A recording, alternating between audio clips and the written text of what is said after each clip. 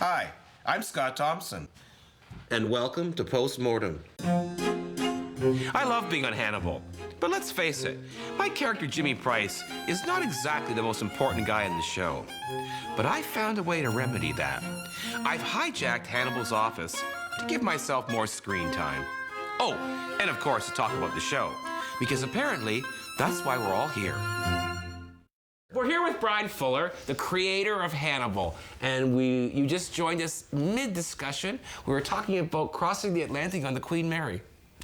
And, right? Right, funny enough. What made you decide to do this show? Because you've never done anything so dark. What drew you to this? Yeah, I had been such a fan of the character from Silence of the Lambs was my first exposure. Actually, from Manhunter was the first exposure. Right. And I was just intrigued with a gentleman cannibal. There's so much fun to what he does as somebody who eats the rude, that there was inherent comedy to be had. Because I see this as a very, very, very dark comedy. It is a very dark, pitch black comedy. Yes, yes. Are you obsessed with people that are rude? There's a societal shift in power with rudeness. In what way?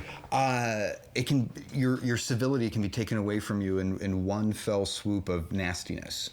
Do you think we live in a nasty culture? Like people are ruder than they've ever been? Technology is impairing empathy. Oh, I agree with you.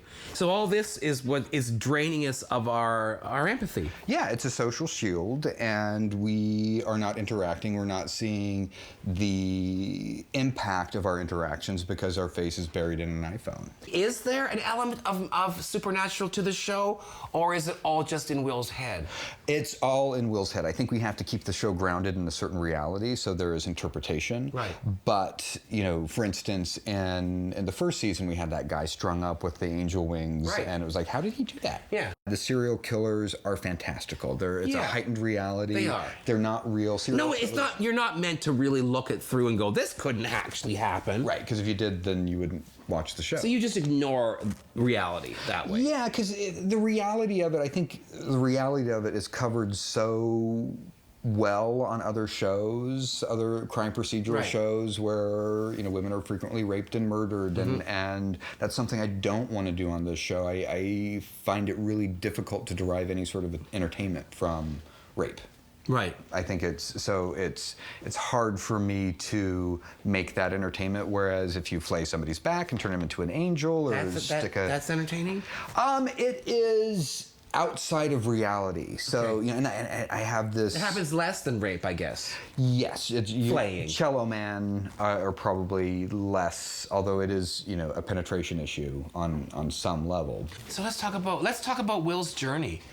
Will has a really wild ride. In the first season, we saw him compromised.